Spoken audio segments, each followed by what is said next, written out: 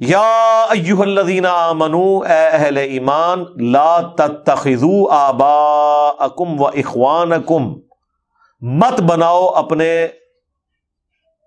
ماں باپ کو، اپنے بھائیوں کو، اولیاء، اپنا دوست۔ کس صورت میں دوست نہ بناؤ؟ ان استحبوا الکفر علی الایمان، اگر وہ ایمان کے مقابلے میں کفر کی روش اختیار کرتے ہیں نا تو تمہاری کوئی جگری یاری ان کے ساتھ نہیں ہونی چاہیے۔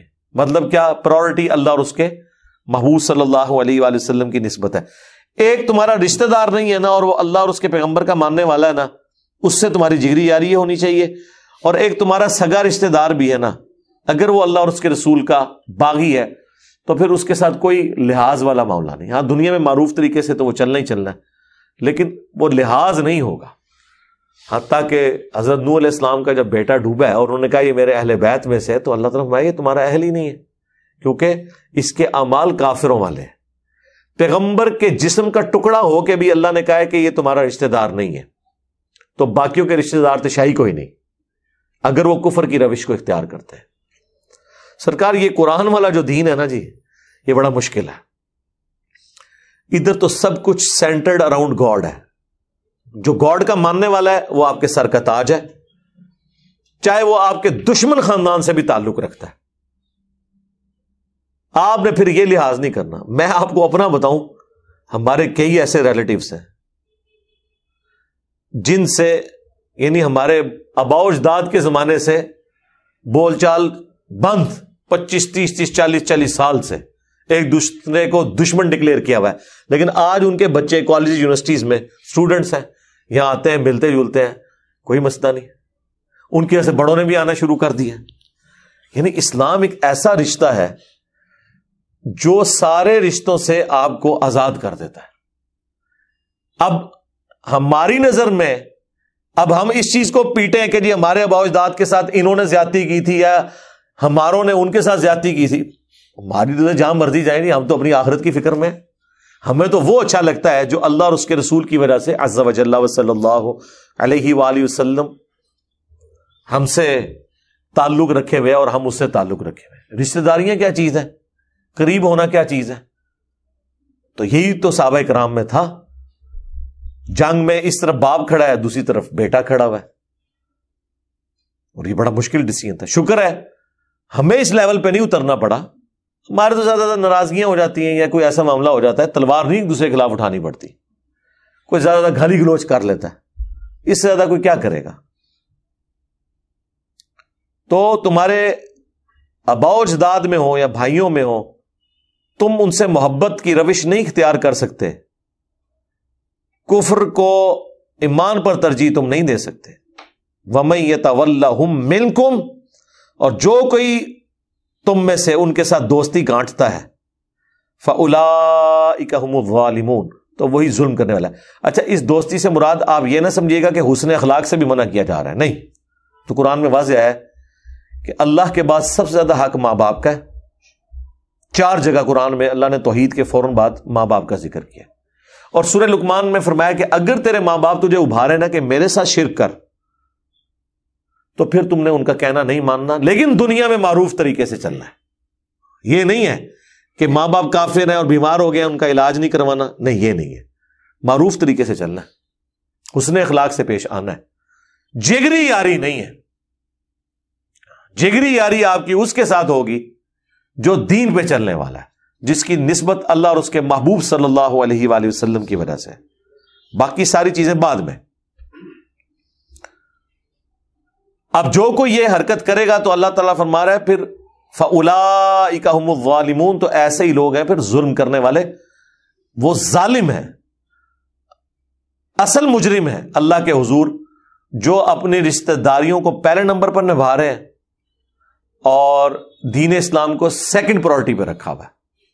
اچھا، یہ باتیں ویسے تو بڑی آسان لگ رہی ہیں، اور ہم یہ پڑھتے ہوئے سوچ رہے ہوں گے کوئی 1400 سال پرانی بات ہے، میں تو ایسا نہیں کر رہا، لیکن اگر آپ غور و تفکر کریں گے تو آپ کو بھی اندازہ ہوگا کہ مسلمانوں کی اکثریت اس رول کا خیال کوئی نہیں رکھے ہوئے، ان کے نزدیک اپنی رشتہ داریاں ٹاپ پرائورٹی کے اوپر ہے۔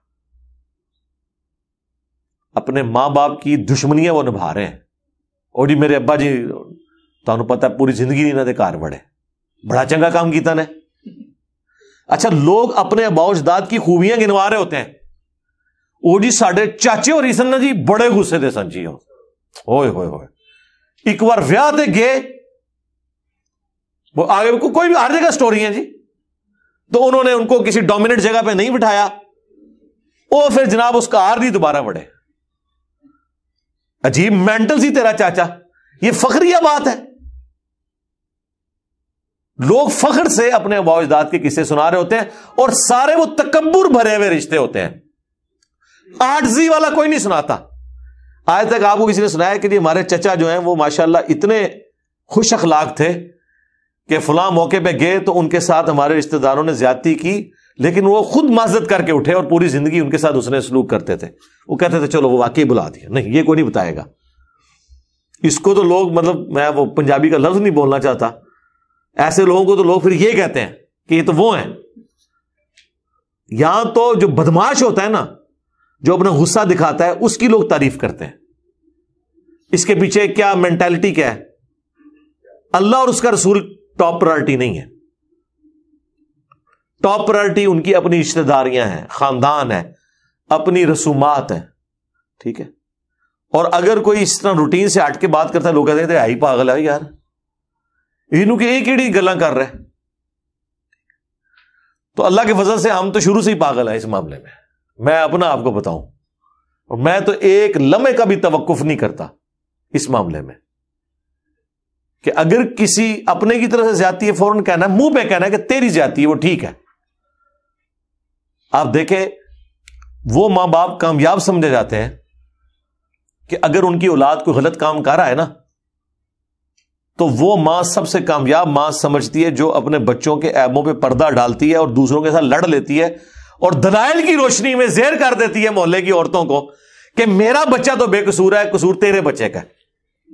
آپ نے آج تک کوئی ماں دیکھی ہے کہ بچے نے شرارت کی ہو اور گھر آئے, لڑائی ہوئی ہو, اور دوسرے شکایت لے کے گھر آئے, اور شواہد کی بنیاد پہ اسے پتا چل جائے کہ میرے بچے کی زیادتی ہے, اور وہ اپنے بچے کو ڈانٹے؟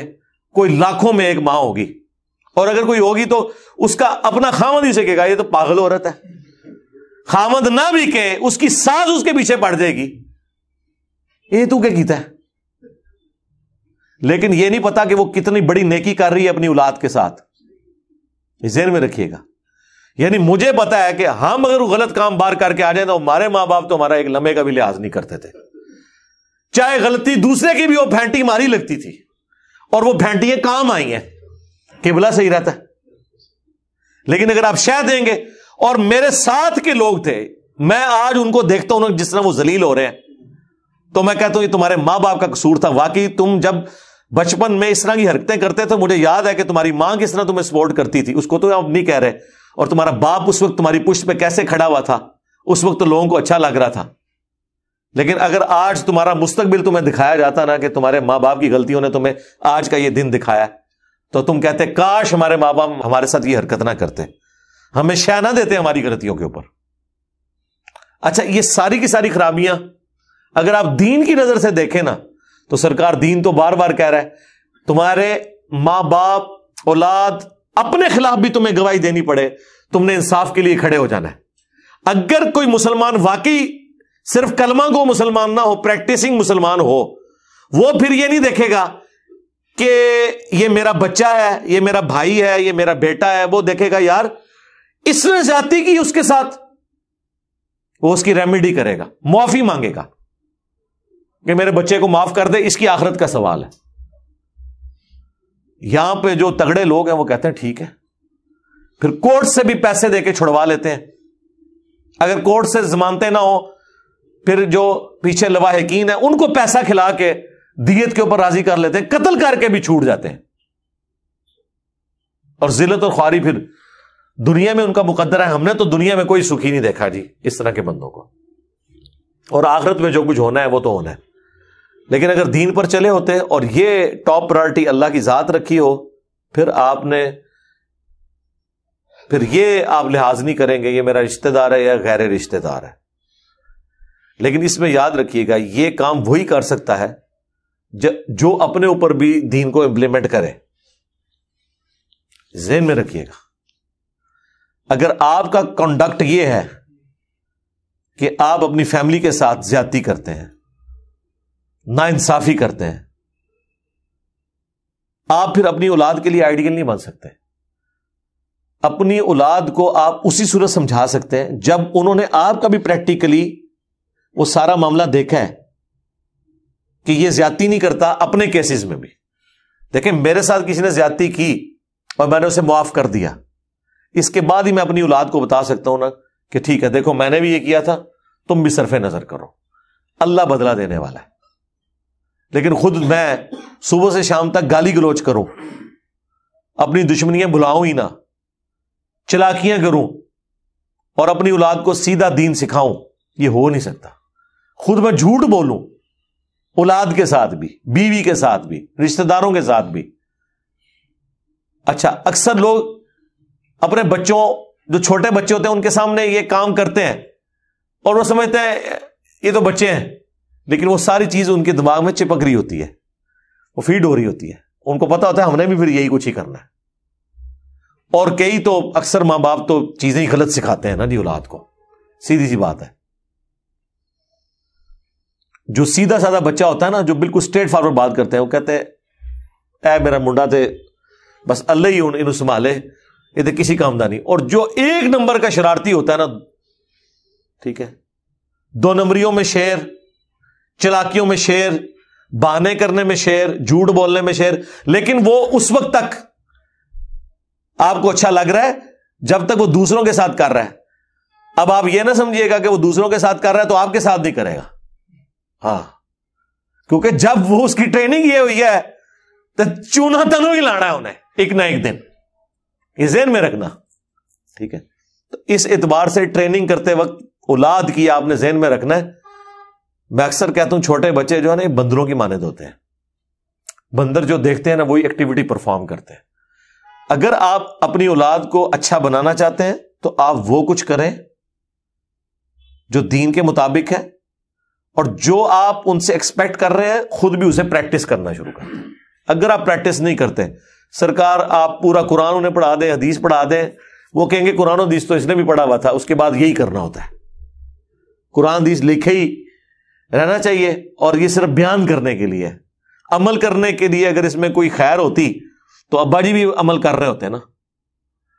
ہاں, کوئی اللہ تعالیٰ کسی پہ رحم فرمائے, اسے کان سے پکڑ کے ہدایت کے راستے پہ چلا دے, وہ الگ بات ہے. ادروائز یہ مشکل کام ہو جاتا ہے.